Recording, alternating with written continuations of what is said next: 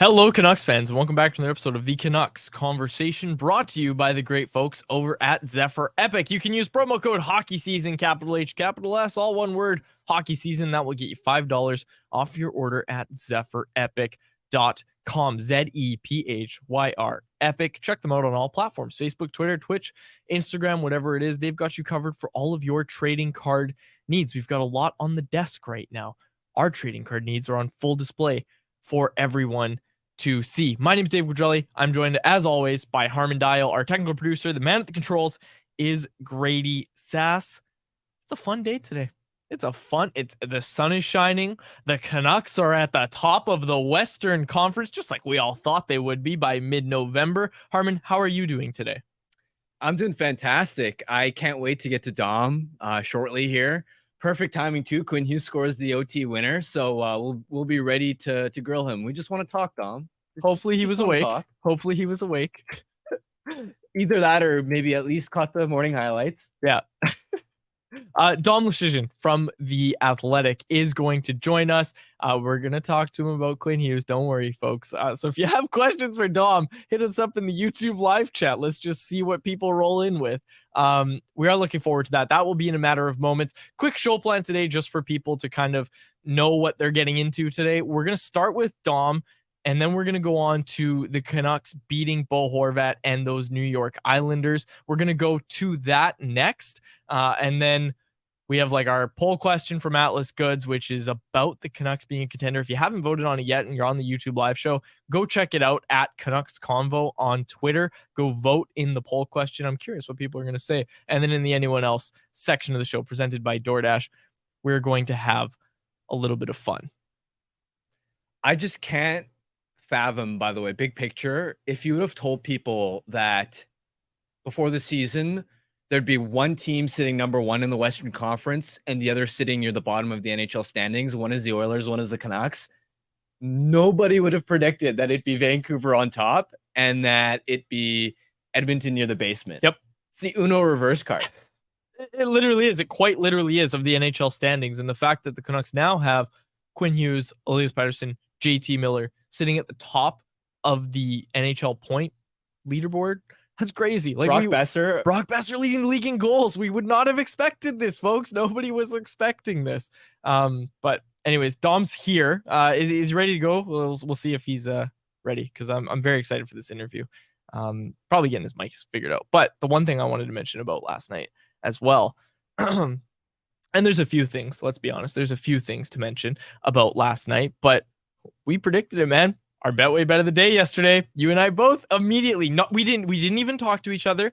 We didn't know that both of us were going to pick this. We both picked JT Miller to score in that game. You knew it was going to happen, and you're learning how to use your vibes. You're learning how to use your gut feelings. You're learning them. I love it. It's hard to get away from the calculator, but it was a nice change of pace. Just lead on vibes. And yeah, there was just something with Bo Horvat being in town, JT Miller essentially being the player that the Canucks chose over Bo Horvat, and the stakes of the game, how hot JT has been rolling, how much the Isles have been struggling. It just felt like JT was going to be the one to put the dagger into Bo and the Isles. And what a fantastic back and forth game for JT to put the cap off, springing Hughes and OT to do exactly that.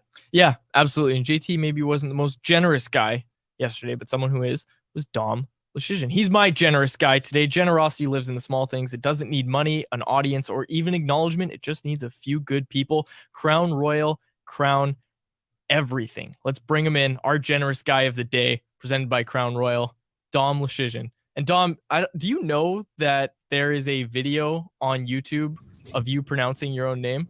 One sec, he's grabbing headphones. There he is. I'm very sorry. I saw that you guys were going to do an ad read. And then I'm like, I have time. Should I get headphones? Harm's like, yes. And then nice one, Harm. You got the flying skate hat on. I sure do. Did you have to go buy that right before the show? No, I've had it since I think last year. I have like 10 different teams or so. I don't know if you guys saw a tweet from earlier in the year where my dog ate my Devils hat. She luckily did not eat this one. So I'd wear it to this show. That's awesome. Dom, thank you so much for taking the time today. The question on every Canucks fan's mind, why do you hate Quinn Hughes? It's a great question, obviously. I don't hate Quinn Hughes at all. I will tell a little story about my fantasy hockey league where before the season started, I was desperately trying to acquire Quinn Hughes. There was this guy in my league who trades everyone and does it quickly, has no patience, and you can always tell when he's ready to move on because the player is like turns 24 or something. He's like the Leonardo DiCaprio of our hockey league. He needs the young players. I traded, I think, Mika Zibanejad and something else for Jack Hughes when Hughes was 21, just before he broke out. So I tried to get Quinn, get the brother connection.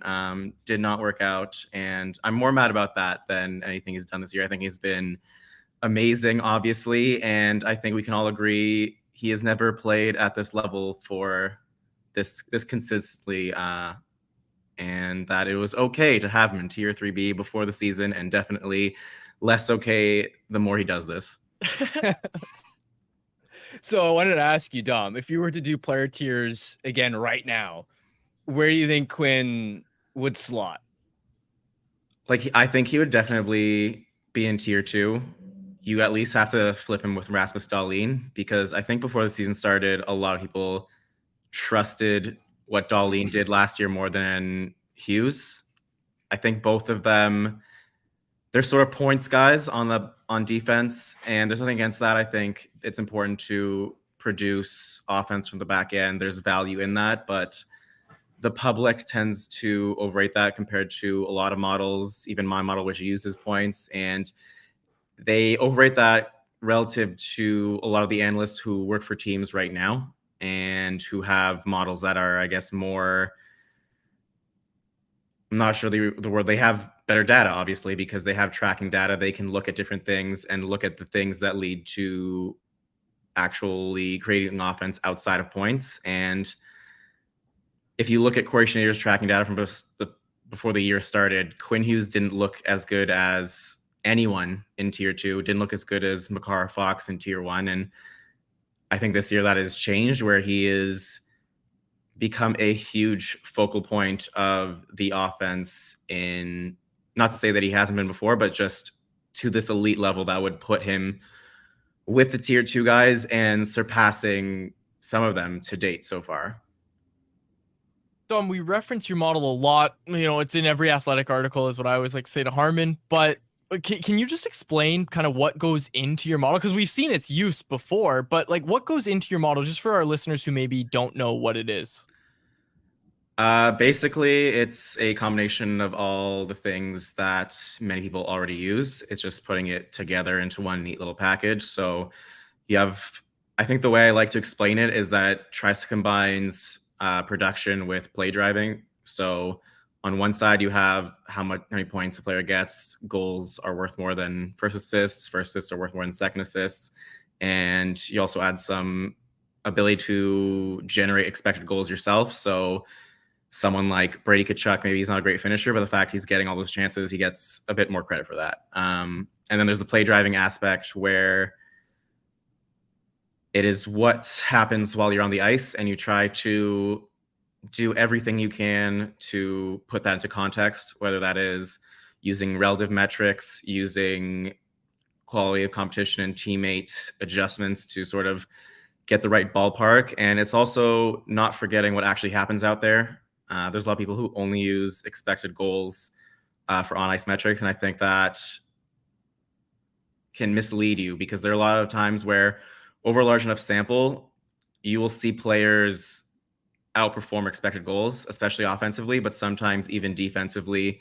I think one example is the Devils, where they have Jonas Siegenthaler and John Marino. And if you look at just XG, you're like, Siegenthaler is the better defenseman. Why isn't he being used to shut down top competition or whatever? And Marino has had a trend where every year his goals against numbers are better than his expected goals against numbers, and Siegenthaler is the exact opposite. So there might be something there where the expected goals models aren't factoring that in, and I include that for offense and defense. I'm glad you sort of referenced that on an individual player level, that expected goal models aren't always perfect. There's been a lot of regression talk with the Canucks lately, and I think Canucks fans know that, hey, this isn't a team that by the end of the year is probably going to be competing for the top of the Western Conference crown. But I think people are still optimistic this is going to be a playoff team. And there's been a lot of talk, and you wrote an article earlier today sort of referencing this as well, is looking at how much of a disparity there is between the Canucks' goal differential versus their expected goal differential. But one aspect that I think has sort of flown under the radar is if you look at some of the other sort of metrics that look at how the Canucks are controlling even strength play, namely shot volume, Corsi, whatever you want to call it. Canucks actually rank 11th in the NHL in that sort of department. Do you think that is being sort of discussed or weighed enough? Because it feels like everybody's talking about expected goals. Canucks don't look great. But I'm also seeing, especially in a small sample size, some of these shot volume metrics, which shine a much more positive light on the team's performance so far.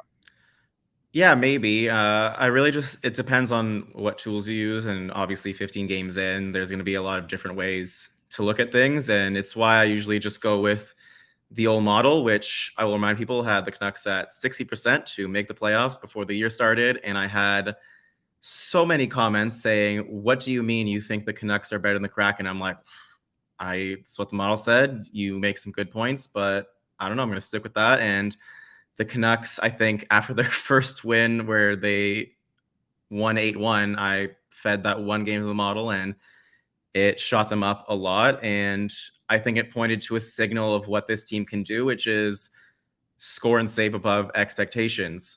I think there's a limit to that, and that's where the regression talk comes in. I think some people get it misconstrued, where as soon as you hear regression, you think, oh, you think our team sucks. You think they're going to be bad. You think this hot streak means they're going to have a cold streak. And none of that is true. It's just that what the Canucks are doing is exceptionally rare, and that sort of thing doesn't last. But they're the kind of team that can do it to a smaller degree. And going forward, that's closer to what I expect than what they're doing now. And I think the big thing is that even if they regress, they're not regressing to like a 70-point team or an 80-point team. Like I think they're a 95, 100-point team in that ballpark. So that's what I expect going forward, rather than their current pace of 130 points or whatever it is. And that's the regression talk, where they've banked enough points that the playoffs aren't, I think, what you should be wondering about. I think they're pretty safe there. I think they have a 96% chance, according to my model this morning. And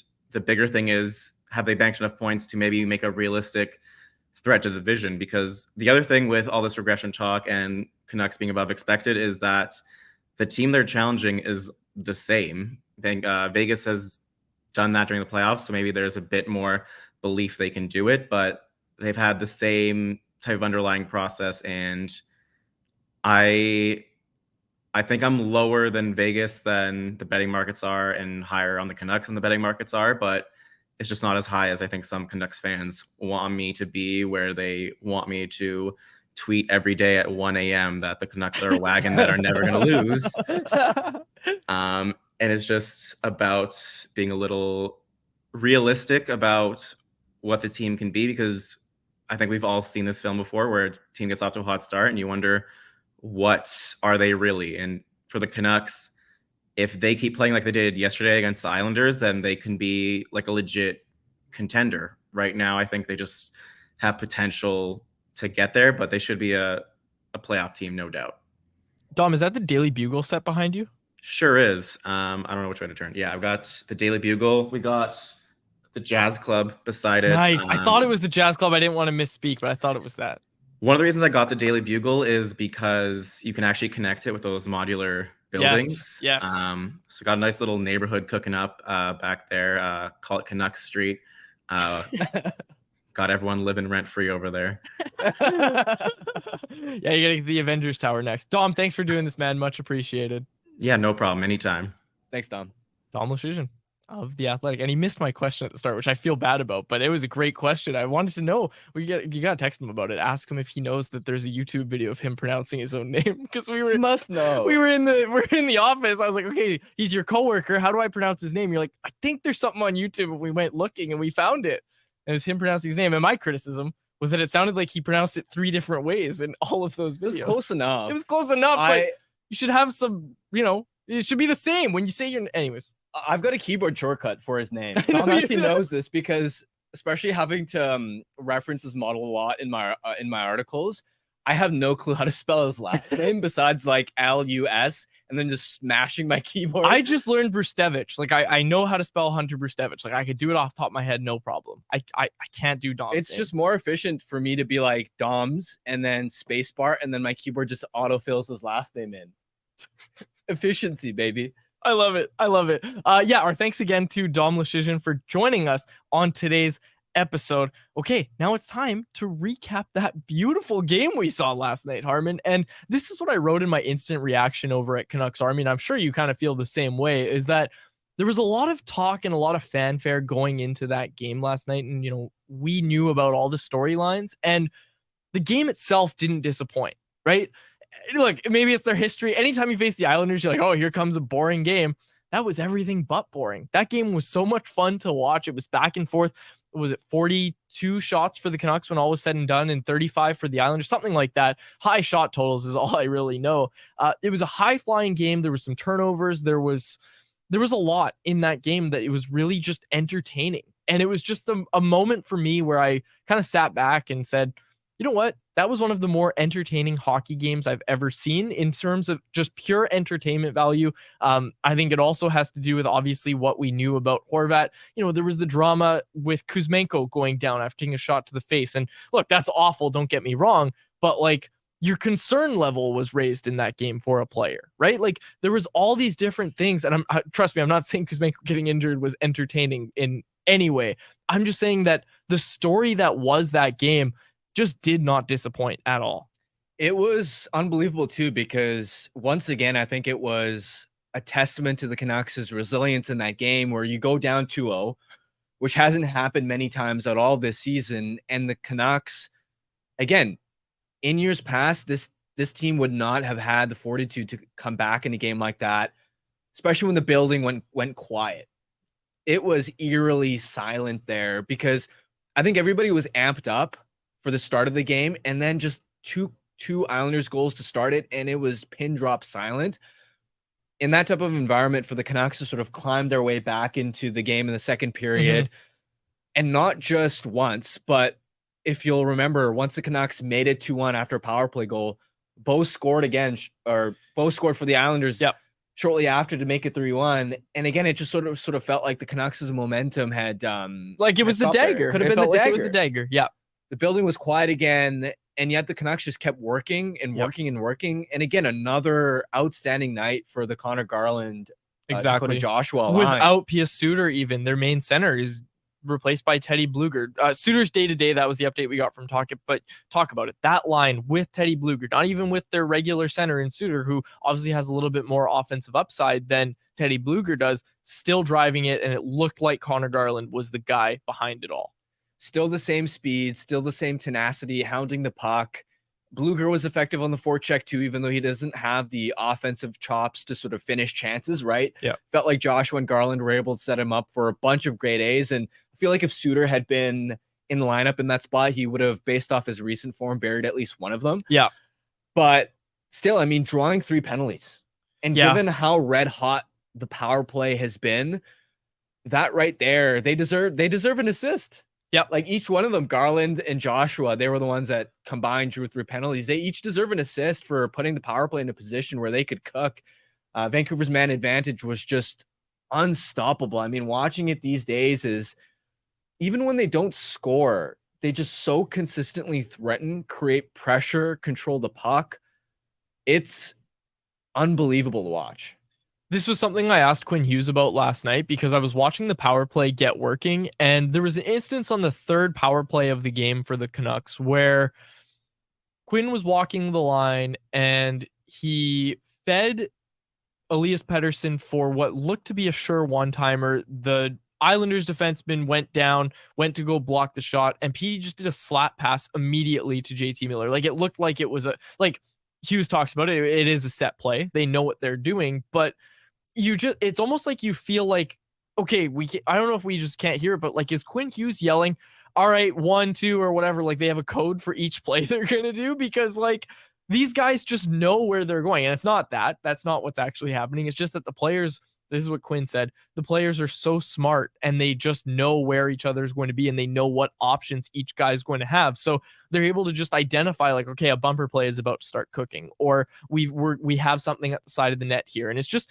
like you said, it's like magic on ice. And I think the thing that is so different about this year's power play than last year's power play is just the amount of movement we're seeing. Like when was the last time we saw Quinn Hughes like behind the opposing net on a power play? Do you know what I mean? Like they're just moving around so much on this power play, and it's making them incredibly effective, obviously. But like you look at the really great power plays, the Oilers last year with their historically great power play that they had, that was the name of the game for the Oilers, was that movement. Like everybody knew where they wanted to be and they were able to adapt. Like if you don't have a look one way, okay, McDavid and Draisaitl are switching. And, you know, on the Hronek shot as well, the one that was originally 107.9 obviously came back down to 100.39, I think was what it was adjusted to. But with that goal, that's a result of Hughes and Hronek switching sides. And that was on the power play. Like Hronek gets his first goal of the season because he was replacing Andrei Kuzmenko on the power play. And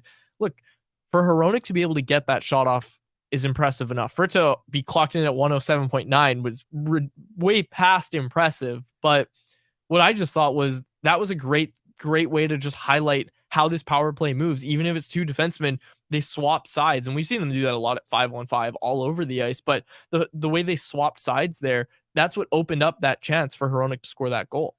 Yeah, so two things. For starters, I think Rick Tocchet deserves a ton of credit, because I remember having him on the Vancast in the summer, and when we were having a discussion with him about the power play and how to adjust to life without Bo, because Horvat, since the 2020 season, I believe, had been by and far the Canucks' leading scorer on the power play. And we were sort of talking about how do you adjust and how do you help this power play take the next step. And Tocchet wasn't just speaking about the bumper. He spoke about, we'll look at Brock in that spot. We'll look at Kuzmenko. One of the things that he really emphasized that I immediately found interesting was he highlighted how Edmonton's power play, yes, everybody talks about their skill. Yes, everybody talks about their movement. But he also referenced that one thing they did so masterfully well that the Canucks needed to emulate was their work on puck recoveries. Because a lot of times what happens is you'll take a shot and a rebound gets sprayed into the corner, or if there's an errant pass or a pass goes off a defender's stick, you've got to be able to be first on that puck. And that's where there's been such an increase in the team's, I think, battle level. Like watching Brock Besser, for example, I've never seen Brock Besser work this intensely and hard away from the puck to get it back. Yeah. I mean, in the Dallas game, for example, he rocked SL Lindell. And I'm like, I've never seen Besser showing that type of desperation to try and get pucks back. And so it's a combination of that. It's also a combination of the wicked hand-eye coordination that Hughes has on those subtle keep-ins where puck's being rimmed around, and he makes it look so easy. When I'll tell you for a fact, most NHL defensemen could not pull those plays off. And even Elias Pettersson, how many times a puck is rimmed around the wall in a difficult spot and how seamlessly he takes it off his backhand despite having a penalty killer right on him, and he's able to, in tight quarters, pass it back to the point. The Canucks just have this ability to, even when the play gets scrambly or broken, they somehow recover, get the puck back, and help sustain pressure. And that makes sure that you're not constantly going back into your defensive zone, having to then set up in the offensive zone, work on entries. And it just ensures that you're just always parked with sustained pressure, which is what breaks a defense down. I know we were in diapers when this happened, but those teams like the 2011 team, and we weren't actually in diapers at that time, but Ryan Kessler, that's what he did so well for that power play, right? Like, you know, obviously the Sedins were smart, and it's, you know, the Sedins a similar way to kind of how Elias Pettersson wins board battles, but Kessler was just an absolute hound getting the puck back. Like if you shoot and it's either stopped or it goes wide, Kessler was more often than not always the first guy on that puck, and he was getting it right back to the point. And that's what made that power play so effective. And it's so interesting to see this team now doing that. And like you said, a guy like Besser, who we just haven't seen that from in the past, being so tenacious on the puck. And obviously we've seen that at 5-on-5, but for it to translate to the power play, just in recent years, it's been a good power play, but how many times have we seen them just, oh, okay, well, we're going to give up right here and it's going to get cleared. They're not giving the defensemen or the penalty killers at all any time and space to decide what they're going to do with the puck. They don't have the time the way this power play is playing right now. The other kudos that Tocchet deserves is for his decision to put Hronek on the ice in the first place once Kuzmenko got hurt, because looking at sorry, Grady, I didn't see your thing in the chat. All good. No worries. I was just gonna say the 2011 team, flashing back to that era, what did they have on the point? They had Ehrhoff, they had Salo unleashing those bombs. What have we seen this year out of Quinn Hughes? He's shooting more. He's actually become a lethal shooting threat. Now teams are starting to play him a bit more. And what does that do? That opens a spot for Pettersson on the far side. Brock Besser, JT Miller, like they can walk in and get those shots off. And to your point, Harm, about Quinn holding the puck in to keep it on side, the Besser goal we saw last night, if you watch Hughes, he gets over to the sideboards, takes the puck on his backhand, and is able to get it to Miller down low, which then we saw one of the most filthiest saucer passes to Brock in front. So having those different dimensions on that power play now with Hughes's shot evolving, it just opens up so many different options. All of a sudden you don't have that stagnant predictive power play like, you know, we saw last year and the year before, and it was still performing, but now teams are like, well, who are we going to defend now? There's just options, too many options there, much like that 2011 team, which we saw with Ehrhoff and Salo. We're going to get to anyone else soon, but Corey Anderson had something in the chat that I really want to get to because it's further to what Grady said. He said, can we take a moment to realize that after Kuzmenko, Tocchet believes Hronek is the next most talented player on the roster? And hey, he got in there. He scored the goal. We saw Scott Mayfield kind of jump out of the way. And as we transition, I'm going to ask, we'll get to our poll question in a second here, Grady, but question for both of you. Grady, you can feel free to chime in after Harmon here. How much money would it take you to suit up regular players' gear and to just sit and block a Filip Hronek slap shot? Specifically the one that was taken last night. No less than $1 million. No less. Hey, man, I'm right there with, you know what? In all seriousness, though, like, I think I would do it for I think you could persuade me for like $500,000. Like $1 million is the number everyone goes to. I think like 500 grand's a good number. And what's the worst that could happen? I'm wearing a full face guard. First of all, I'm wearing a fishbowl. I ain't wearing a visor for that. Okay. $500,000. I would suit up and like open, like, I also used to play goalie, so there's that too. But, I was just gonna say, put the goalie pads on, Quads. I don't need to do it. No. That's I'll the do thing. it for free. That's the thing, Grady. You don't have goalie pads. That's what makes everybody doing a goalie pads. You don't feel it unless it hits you in the face, obviously. But look, if you're dressed as a player, you're wearing player gear to block a Filip Hronek slap shot, specifically the one that was taken last night. How much would it take you, Grady? $2,000. But I want shot blockers. I want shin pads. I want wrist guards. I'm wearing a cage for that. 2,000. You can chirp me all you want. Yeah, you know what? Maybe 500,000. $1 million's too high. I think everybody, the people in chat, someone are like 10,000. Oznuck, our Australian listener, crazy guy here. I'll eat the pucks. Yeah, Oznuck goes $5. I would do it for $5. Hope you got a good dental plan. Yeah, no kidding. Well, all I'd say is I'd want an ambulance on standby for my broken bone. Yeah, fair enough. But you'd have the money to pay for your medical bills, which I guess, anyways. One thing, just to go back to what Corey brought up in terms of having Hronek on the ice, the reason I think that deserves a lot of credit is because, look, in a 5-on-4 situation, I think it would be pretty straightforward to have Hronek because of his shot. But 5-on-3, you're looking to probably most of the time work the puck down low and take shots from closer to the net, the inner slot, that sort of thing. And Hronek is most dangerous as a sort of perimeter shooting threat, right? Mm-hmm. And I think it would have been easy to look at that 5-on-3 scenario and go, okay, do we want another forward in there, especially since it's conventional to have 4 forwards and 1 defenseman? So in that context, to have Hronek out there, I think that's what made it such a smart decision over, let's say, having Connor Garland. I love it. Let's get to our poll question. Brought to you by the great folks over at Atlas Goods. Go to atlasgds.com. Use promo code CC15 for 15% off your first order of pop rinds. These are the best fresh pork rinds straight from your microwave or air fryer. Our poll question today, are the Canucks a legit contender? Yes, no, ask me in a month. And as always, I'm angry. 28% of voters saying yes, the Canucks are a contender. 11%, have to think Dom's in there. I'm just kidding. Say no. 11% of people say no, they are not a contender, a legit contender. 59% of voters say, ask me in a month.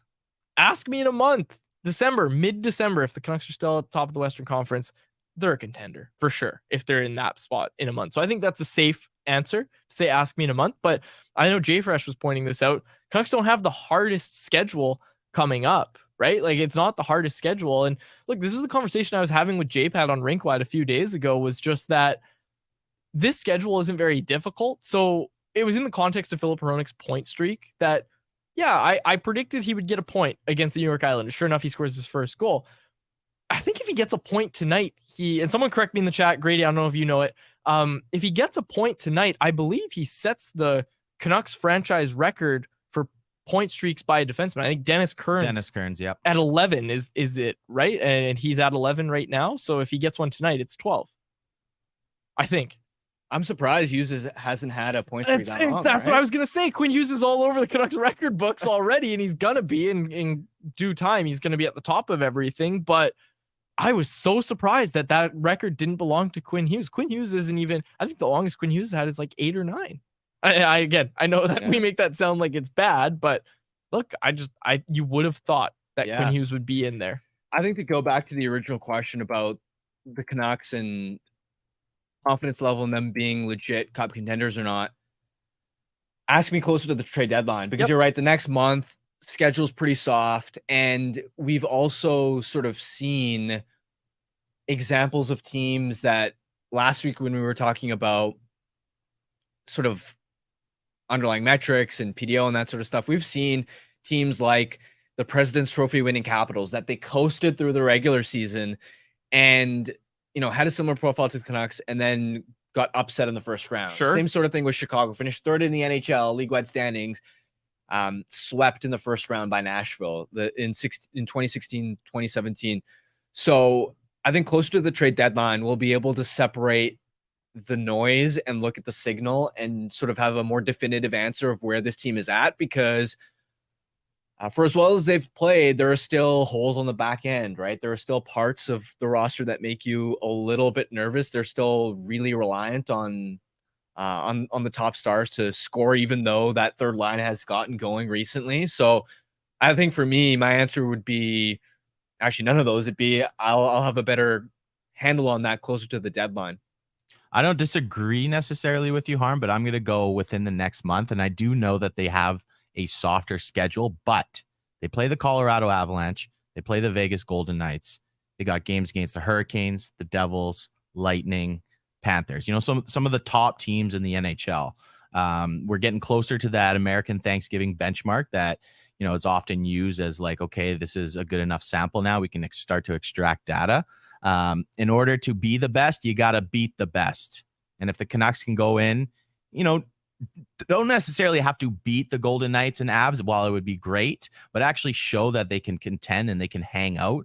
You know, if they can grab points and say 3 out of 4 or even 2 out of 4, and they show, you know, they can hang with the big boys, then I think we're going to start to get, you know, enough of a sample there. But mind you, they do have games against the Sharks, the Ducks, Kraken haven't been great. So obviously more games to work with is better for the sample size, but I think we should have a good understanding with the where this team's at in the next month or so. Canucks in Calgary tonight. Let's get to our Betway bet of the day, because like yesterday, feels like a no-brainer, folks. Our Betway bet of the day brought to you, of course, by Betway. The Vancouver Canucks to win in Calgary. We're not overthinking it, folks. Vancouver Canucks on the money line at plus 125 odds. A $10 bet returns you $22.50 over at Betway. Must be 19 plus to play. If you choose to play, please play responsibly. Any thoughts about tonight's game in Calgary? I'm most interested about what the lineup looks like. Suter was day-to-day. Kuzmenko said he was fine on Instagram, but I don't know if he'll play in a back-to-back scenario. I think those are the big questions, is lineup, but also managing Quinn Hughes' minutes. Played almost 30 minutes last night, and I asked Talkett about this, and he kind of came back and said, well, we had 5 or 6 power plays in that game, so those aren't super hard minutes, and I get that to some extent, but I was asking Talkett in the context of Quinn spoke about numerous times how him and Adam Foote have managed his minutes, and him being Rick Tocchet in that sentence, excuse me. How Tocchet and Foote have managed Quinn's minutes, and how Quinn doesn't always like that, and he always wants to be out there. But I was thinking about how important it is that the Canucks have gotten wins and found success on nights when they've been able to play Quinn under 22 minutes. Like, that's huge, especially for nights like this. This is how you keep your guys fresh. And it kind of goes back to the conversation I always have about Thatcher Demko and Casey DeSmith, who gets the start tonight in Calgary. Keeping Demko fresh is so important. Keeping Hughes fresh is equally, if not more, important. Yeah, definitely. I think for me tonight in Calgary, if Kuzmenko isn't able to go, I think there's, in my mind, the heat starts to turn up on Anthony Beauvillier, because I look at him and I go, all right, who's going to move up to the top line? I don't think you want to break up that Garland line right now. You just let them continue cooking. And so you think about, okay, who else could sort of move up the lineup? Maybe it's Höglander. We saw Beauvillier get a couple of shifts towards the end of that third period with the PD line. And if he's in that spot, he's really got to step it up. So people get mad at me for looking at the chat too much during the show. Because I didn't look at the chat, we missed that Linus Karlsson is going to make his NHL debut tonight. Kuzmenko is officially out of the lineup. So Linus Karlsson is going to make his debut. We're going to have very quick coverage of this over at Canucks Army. Like, Linus Karlsson got a chance with PD in the preseason, so we'll see what it looks like tonight. I'm not going to pretend like I know everything that Linus Karlsson's been doing in Abbotsford, but Dave Hall, our prospect guy, I would bring him on right now. I think that'd be funny if we just brought him in. But anyways, Carlson's 24th birthday today. Oh, there you go. And it sounds like Hiroshi was sent back down. Gotcha. J-Pat's been all over it. He's been checking the roster, see who's off. He didn't write it for Canucks Army. Anyways, just tweeted it. Dave Hall's going to be on top of that. It'll be up in moments at Canucks Army. So a little bit more clarity for the lineup tonight. But let's not talk too much about the game that hasn't happened yet. We'll talk about that game tomorrow on Friday's edition of Canucks Convo. But for now, it's time for Anyone Else Delivered to You by DoorDash. It's our listeners' chance to get involved and hit us up in the YouTube live chat. And it's also our listeners' chance to get 25% off and 0 delivery fees on their first order of $15 or more. That's right. For a limited time, our listeners can get 25% off and 0 delivery fees on their first order of $15 or more when they download the DoorDash app and enter code NATION25. That's all capital letters, NATION25. Offer valid in Canada. Subject to change. Terms do apply. Okay. Anyone else? We've got a lot in here. And this is because I told people earlier, I said, hey, get your anyone else's in. I don't want to have to be scrambling to find them. This is one we should start with. Sam Ross. What year did everyone start watching the Canucks? He says 2002 for me. I also started watching them in like 2001, 2002, but I didn't become conscious that I was watching them until about 2004, 2005, when my development, when you start remembering things around the age of 4 or 5. So probably like 2004, 2005. 2001, I was going to say, what are you going to say next? You were watching the Canucks in the womb. Yeah, my LeBron moment. I mean, I legit can't remember. I mean, well, my dad was... Okay, so it wasn't like you became a fan in 2011. Yeah, thing. no. Okay. No, diehards right here. Come on. Diehards. Yeah, but it's funny though, because that was, I think, we became sort of conscious and kids during when they actually started to get good, like around 2008, 2009. I have no recollection of Mark Messier as Canuck. See, that is something that doesn't exist for us. So it's like we were spoiled. We were the spoiled generation that we just expected the team to always be at the top of the standings. And then when like 2014 started kicking around, Jim Benning takes over. It's like, oh, so the Canucks aren't a contender every single year. Well, that's the thing is when we were watching them, yes, you're right. They were very good, but I didn't really, and this is really funny actually if you think about it. I didn't really become like a diehard fan when I was like 15, 16, and it was from reading Botch's work. Like the Provies was what made me start to be like, that's when I say diehard fan, I mean in terms of knowing like salary caps and learning what all the players are at and cap hits and all that sort of stuff, and really knowing the team inside and out. That was when it started, when I was like 15 or 16 years old. And then obviously like 3 years later I started writing about the team. But yeah, I was like 15 or 16 when I started reading Botch, and that was what got me into it. I remember in 2014, this was Benning's first year, and this was Willie Desjardins. Like the Canucks were doing well, but I sort of 14-year-old me looked at the team and sort of went, okay, they're going to make the playoffs, but they're not actual cup contenders. They need to rebuild. So I wrote an article for Rob. Yes, Daily you Hot were Back like of the Day, Van 13. City Buzz, Yes, yes. And I wrote an article basically saying Canucks should blow it up. Oh, That they got to rebuild. And I remember seeing some of the Facebook comments were wild. One of them was like, "You're more negative than the cancer ward at the hospital." oh, jeez. So I just 13-year-old Harmon reading this. yeah, just scarred looking at those Facebook comments. And so that's the Never read the comments, by the way. genesis of negative Canucks media. Funny you said Messier. My first Canucks memory, summer of 1997. I look into a motel room when I was in a Soyuz, and I see Mark Messier being introduced by the general manager at the time, wearing that Canucks jersey with that patent and his fists up in the air. So my fandom goes all the way back to 97, which were also some dark years, but they got through that, and then on came the West Coast Express era, which, funny enough, this team, I think there's some similarities there in terms of how they play a up-tempo offense. Now, goaltending is much better, and they have a star defenseman. But in terms of entertainment, like it's definitely given me flashbacks, that's for sure. This one from Tony Nom. Pettersson has looked hesitant to shoot lately. If it's another wrist injury, should the Canucks wait until later in the year to sign him in case it's an ongoing issue? I don't think so. JPat joined the show 2 days ago and talked about how at the optional practice, keep in mind, optional practice, Pettersson's out there. He's also doing face-off work. If it was a wrist injury, you wouldn't be doing face-offs. You wouldn't think. Like, I don't know, Pettersson's built different, so maybe he would be doing it if he's injured, but I don't know if it's the wrist. Like, I'm just thinking back to what we know, and obviously he blocked that shot from Tyler Myers in game 2 or 3 of the season, and then a day later he had a maintenance day. That looked like more lower body to me. Like, that didn't hit him on the wrist. So I just don't know. Like, I don't know what it is. I don't know what it could be. And I don't want to guess, and I definitely don't want to say don't sign him because of it, because I don't know. Like, the guy's playing and he's doing fine. I mean, the doctors know what it is. So again, this is us talking as media, right? Like, we don't know exactly what it is, but the Canucks doctors would know if this is going to need surgery. You'd hope. And if it does, then maybe you start to entertain the conversation of, okay, like, let's just wait until surgery's done or whatever. But it's not at that stage yet, it doesn't seem. Yeah, ultimately he's taken obviously a couple maintenance days earlier in the season.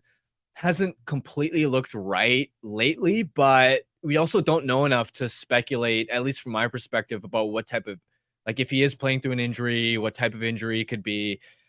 And ultimately, he's still right at the NHL leaderboard in terms of points. So it doesn't concern me one bit in terms of signing him. If he says he's ready to sign a long-term extension today, you don't hesitate. You run to the offices, get the pens, and sign away. Okay, this is an interesting one, and I want to get to it. Someone in here said, Quads, I thought you've said before that you weren't a fan.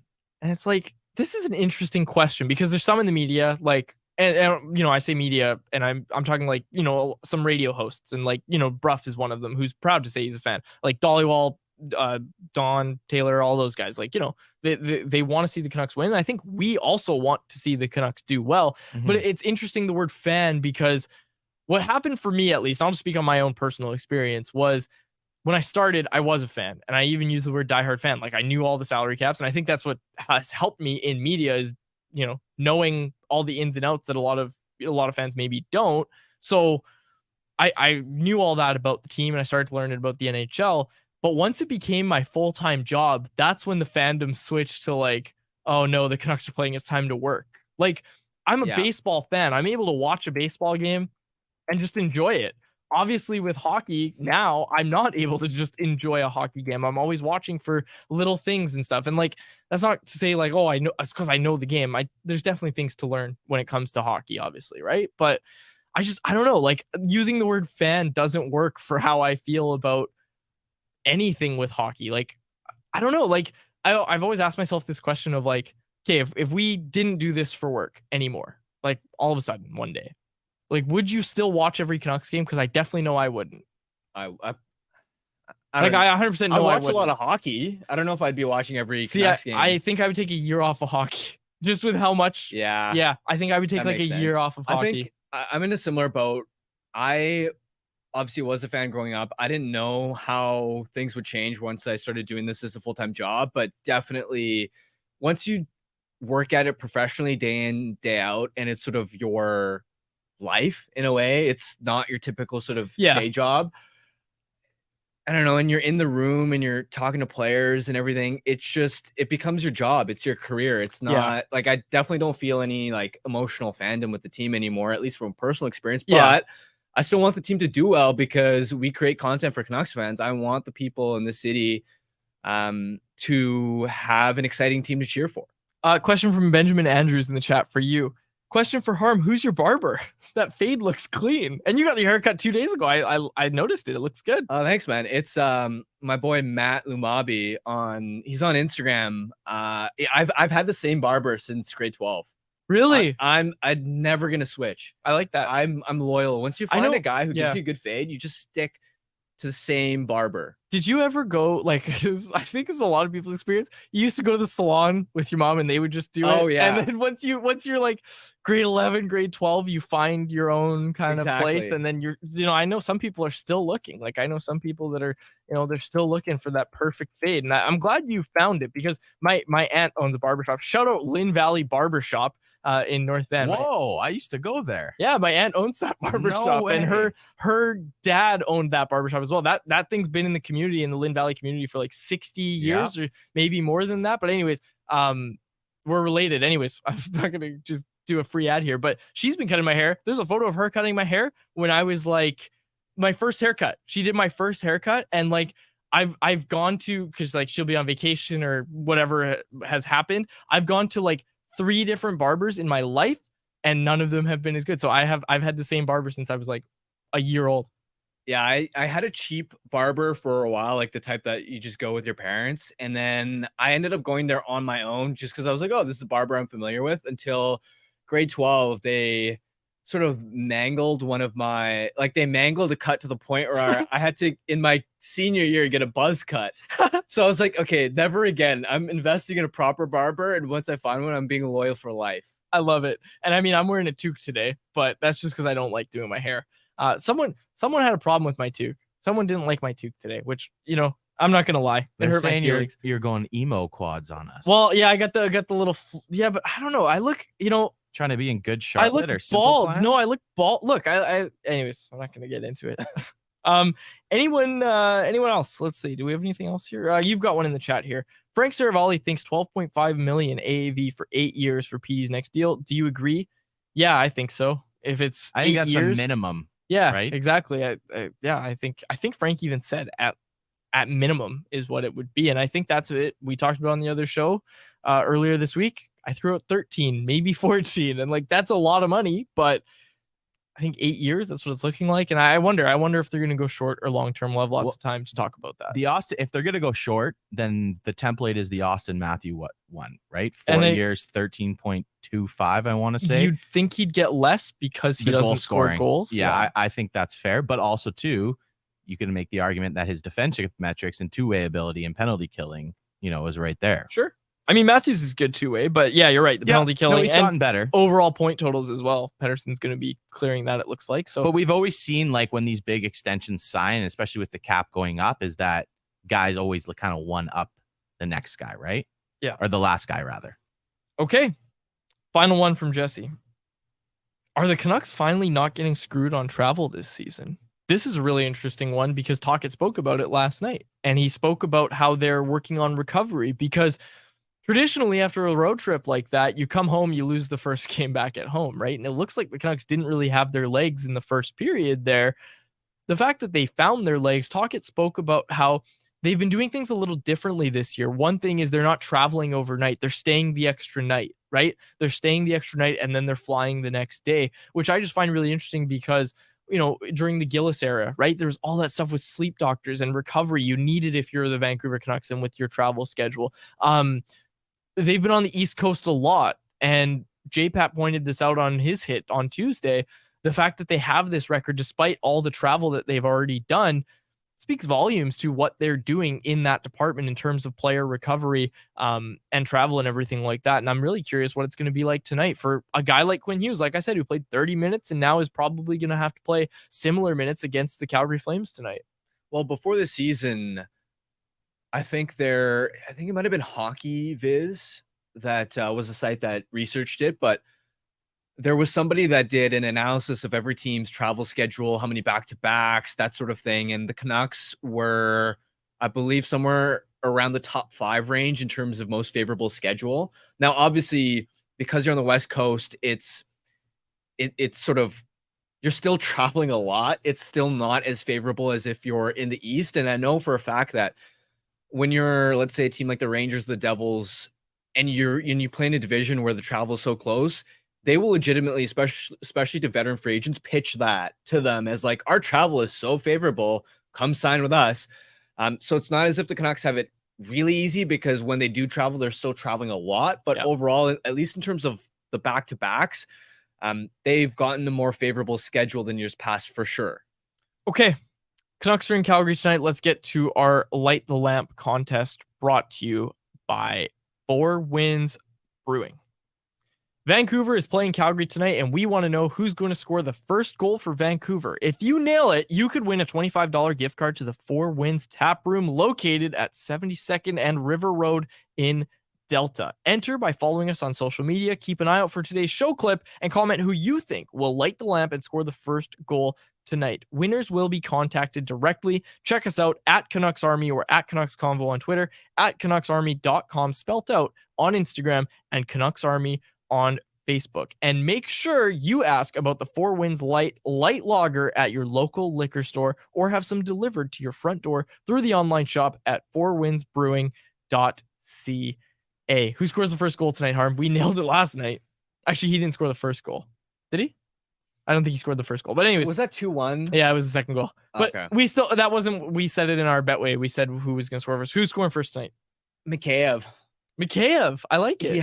He's been playing with a ton of confidence. I mean, even he had a little spinorama type move, drove the puck to the net. I'm like, since when did Ilya Mikheyev have these types of hands? He's really feeling it. Zachary Wilson, Linus Karlsson gets his first on the first goal. I love that. I love that pull. I'm going to go with Filip Hronek. I think Filip Hronek on PP2 with Kuzmenko out. I think Filip Hronek opens the scoring tonight. I think it gives them a new look, and I think they're going to use it. I think Filip Hronek at least scores a power play goal, but I'm going to go with him for my pick to light the lamp for Vancouver first tonight. Miller was the first Canuck to score last. There you go. See, we were right all along. Never doubted us for a second. Okay, there was one thing and anyone else that we wanted to get to. We're just jumping segments here, but this was You're killing me, Quad. You don't even have to pull it up, Grady. It was just interesting. Harmon and I were talking about this in the office, and we needed to bring it up on the show. The NHL announced a multi-year NFT partnership. Little bit late. Couple years late. Yeah, fellas. a little bit late on that one. And in other news, eHarmony is going to become the official dating app of the NHL. We were riffing about it. Like, how far is the league behind with this? Coming out with an NFT public platform now. Who cares? Like, is anybody talking about NFTs these days? Oh, man. Then next thing you're going to tell me that they're signing a video streaming deal with Blockbuster. That Internet Explorer is the official web browser of the NHL. Oh my gosh. Download your Canucks post-game shows on Napster. I don't even know what Napster is. I just laugh because I know LimeWire? LimeWire? Heard of that? Huzzah? No? I've heard of LimeWire. Okay. That Napster was the LimeWire before. LimeWire. Neopets? Oh, now Nexopia? No, I don't know what Nexopia. Do you know Nexopia? No. That'll be a segment in the summer, I think, is Generational Gap, and we'll just bring like Sakaris and Price. Just Grady will host, and we'll just have a game show with those guys. And this one is real. Green Day was the official band of the NHL like 2 or 3 years ago. We talk about the NHL being out of touch with their fans. Today they did the Global Series games, and it was a regional blackout game. How is that global? It goes back to the Frozen Frenzy being blacked out in Canada. Like, what are you doing? NFL Red Zone was available for any TSN subscriber up until last year. Now you got to be like TSN Plus, or you got to have DAZN or DAZN. I don't even know what it's called. I have it, but You gotta be a subscriber for it. And up until last year, like the NFL leading the charge on all this had Red Zone readily available. Like everybody could watch Red Zone basically. And it's crazy to me that they try to roll out Frozen Frenzy and they don't have it available in Canada. And by all accounts, it was a smashing success in the United States, but come on. In Canada, you don't have it available. it just seems like such a miss. Well, it's interesting because these days you need so many subscription services. You have to Netflix, Crave, Disney Plus, Sportsnet Plus, TSN Plus. I have a great idea. I wonder if somebody could come up with the idea of sort of packaging many of these channels together in a concept sort of like cable TV. Blockbuster to the rescue. The new streaming partner. I miss NHL Game Center, man. Oh, You could just for jump sure. From game to game, watch the highlights. I used to have it on my PlayStation when I lived in Toronto. Like, That was the best. it was awesome. Now you have to take whatever Sportsnet's offering. Anyways, just a We joke. digress. Anyways, yeah. BlackBerry. all GMs are going to be using BlackBerry, as the NHL announced an exciting multi-year partnership earlier today. Okay. Hey, we gotta get to this tweet. Oh, quickly. this is a great poll, Grady. Thank you so much. I completely forgot about this. This is from our pal who's come to our watch parties before, at Riot Survivor on Twitter, tweeted this out about the Islanders game. He said, that game really embodied Horvat's time in Vancouver. Took a lot of draws, scored a goal, not great on the penalty kill, blew a 2-goal lead twice, lost his man, which led to the game winner. And a buddy pointed out to me. You could say he told me that for free.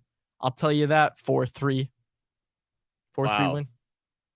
I don't know if that is a totally fair tweet. I think it's funny. I also want to take a victory lap on you and Grady. Whoa. Yeah, absolutely. The other day, I'm like, yeah, this is how fans should do it. I think they're going to cheer for his ceremony and then they'll boo him whenever he touches the puck. You guys are both, no, they can't boo him. What the hell were you guys expecting? That was exactly, do either of you want to comment on this? Because I called it again.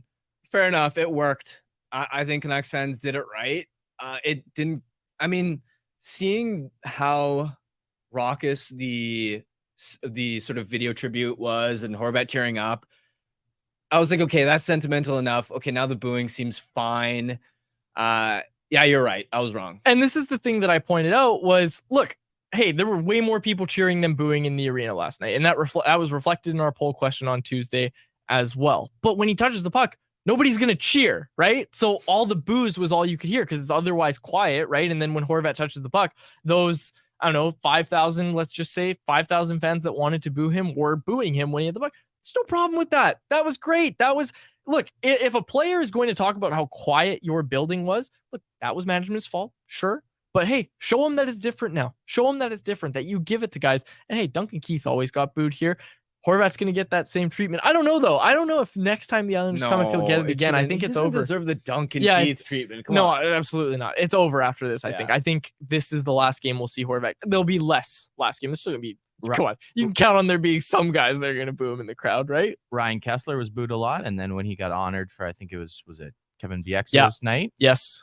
Loud, raucous cheer. Yeah. Right? Absolutely. It's the context. And fans are allowed to be fans. If you're going to the game, that's part of paying premium prices, is that you get to express yourself as long as it's done, in a respectful manner. Like, I don't get how anyone could be upset with that. Doesn't mean you have to agree with booing Horvat, but that's well within a fan's right to do if they go to a game. Absolutely. Okay. We'll close it out there. I said it would be a shorter show. We're pushing an hour here. So we'll close it out there. For my co-host, Harmon Dial, and our technical producer, Grady Sass, our thanks again to Dom Luszczyszyn for joining us on this episode of Canucks Conversation. My name's Dave Woodrelli. Thanks for joining us, folks. Canucks Conversation with Harmon and Quads every weekday at 2 p.m. Be sure to check it out on the Canucks Army YouTube channel. And if you missed it, go check it out on your favorite podcast catcher app.